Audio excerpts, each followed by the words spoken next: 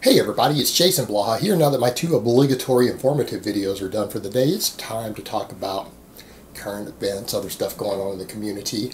And I had a subscriber say, Jason Blaha is like the Alex Jones of the fitness industry. And I was like, what? But then I stopped and thought about it for a minute. And I'm like, yeah, I kind of see it actually now that you mention it. And here people are going to go, oh, Jason's getting delusional again. Alex Jones seems pretty delusional to most people too.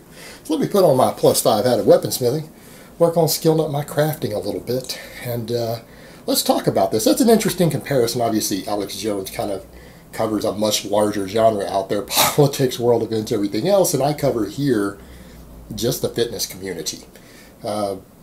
And there's some comparisons, because most people, if they know who Alex Jones is or what he's about, his biggest deal is that all heads of state have been compromised in some way, that there has been an infiltration within all of our governments at all levels by kind of a big conspiracy of people who don't have the people's best interest in mind, that have their own personal agendas that serve themselves and don't serve the people.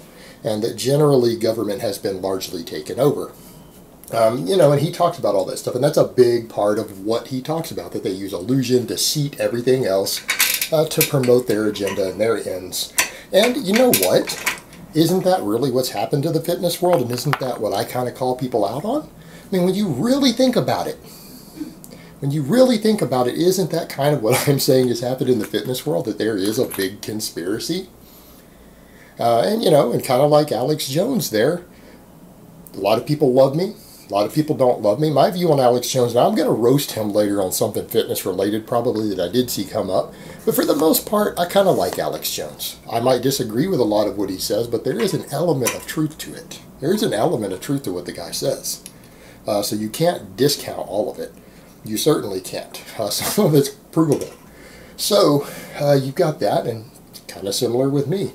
People either love me or hate me, although the people who hate me seem to have their own psychosexual religious hang-ups or whatever. Seems to be a common thread among a lot of those who hate me, and I'm not going to get into that. But they have their own set of issues. But yeah, I kind of cover essentially a big conspiracy in the fitness world. And what is that conspiracy? That the supplement industry and bodybuilding, more or less the same thing. You can't really separate the two at this point, have taken over the fitness industry. That they've taken it over, that they've infiltrated and taken it over, and what they promote no longer has people who follow the fitness community who want to get fit, no longer has their best interest in mind. It now serves an interest towards those people and their agendas. All right, it serves their agendas, which are generally to get people to buy products they don't need. That's one aspect of it. To get people to buy products that they don't need, to convince them that they have problems they don't need, to create problems that don't exist, and then introduce products and supplements to fix the problems that didn't exist until they created them, either real problems they've created or problems they've created in your mind, such as, oh, it's hard to get enough protein. Not a real problem. They made that up. But they have solutions for it. And they have products that will help you with all these things. And tons and tons of products. And they've got bad science to back all of it. They get sometimes so-called experts to back it. But it's all just to sell you garbage products. And then when the products themselves sometimes create new problems, they crank out new products to fix the problems that they created from the other products that they made to fix the problems that they created before that. And it's just an endless cycle of bullshit. And then they use illusion and lies and fake natties to prop it all up. They use the bodybuilding world to prop it all up. I mean, bodybuilding exists only because of the supplement industry. There would never be a pro bodybuilding show without the supplement companies paying for it. They pay for all of it. And it's a big thing for them to promote. But then there's a whole other thing inside of all of that. Now we're getting into some deeper Alex Jones type shit. I point out that actually the entire bodybuilding world was built upon trading gay sex for drugs, which was incidentally started by Joe Weider. Who's kind of the father of the modern supplement world. He ties all of it in together. And he created a whole situation to where it was always rumored that he gave all these bodybuilders that he brought to America drugs in exchange for them fulfilling his fetishes. And that has continued to a large extent today throughout the whole bodybuilding world, which is now wrapped up in the whole fitness and supplement world, that there's an enormous amount of paid prostitution within it. Prostitution that is sometimes gay men selling their bodies, sometimes straight men selling their bodies because they've got wrapped up into a lifestyle to other men in exchange for the money they need to continue that lifestyle, in exchange for drugs that they need to do it. And then there's an enormous element of party drugs going around through those circles as well. The entire bodybuilding culture at the highest levels, and you got to admit it, other guys have talked about it who are in it. Go piece together what people like Boston Lloyd have told you. Piece together what people like Jerry Ward have told you and connect the dots. These are people who know lots of pro bodybuilders, and they've talked about these darker sides. When you connect their two stories together, you start to realize that gay for pay and drug abuse, and I don't just mean steroids, I'm talking narcotics and everything else, is intrinsically part of that community. It was all started by the same person who started this whole supplement game. And it all ties in together because the two feed each other back and forth. The bodybuilding world, competitive bodybuilding world, is the supplement world, and the supplement world is the competitive bodybuilding world. They go hand in hand. And the whole thing has infiltrated the online fitness world, and they pretend like that's what fitness is about. When fitness is about exercising and eating well. That's what fitness was supposed to be about, but you can't sell products for that. And here's the more insidious part. And this is where, again, sounds like some Alex Jones stuff. When you look at the fact that they recruit into their ranks young men, they try to encourage tons of young men to get involved in the bodybuilding world. Why? Because there's a lot of rich gay dudes who have a muscle fetish who have been involved in the bodybuilding circles for a very long time. And they need kind of a flow of fresh young men in there so that they can convince men to get heavily involved in bodybuilding who don't have good financial means.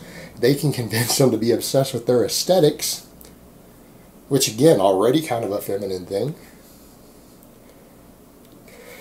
Alex Jones says, you know, they're putting stuff in the water to make the frogs gay. Well, they're putting maybe stuff in the protein to make the young boys gay here.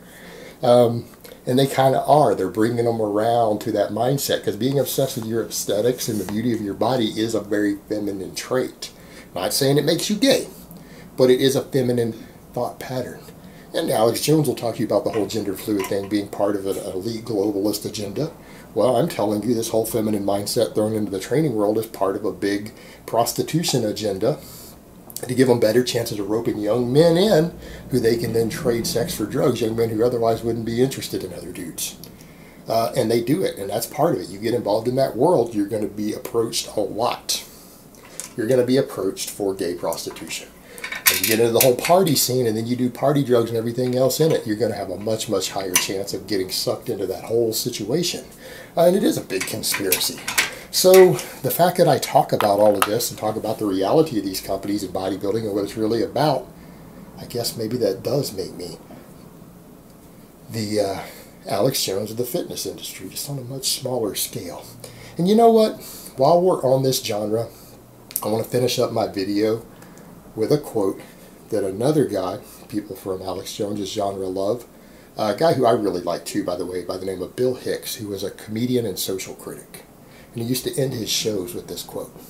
It goes like this: "The world is like a ride in an amusement park. And when you choose to go on it, you think it's real because that's how powerful our minds are. The ride goes up and down, around and around.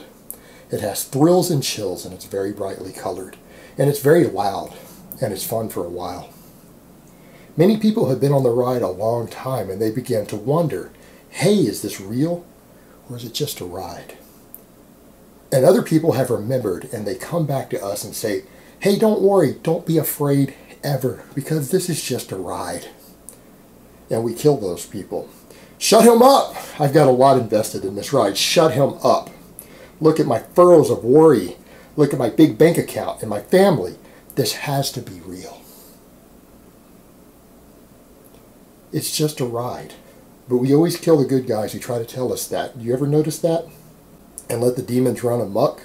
But it doesn't matter because it's just a ride. And we can change it at any time we want. It's only a choice.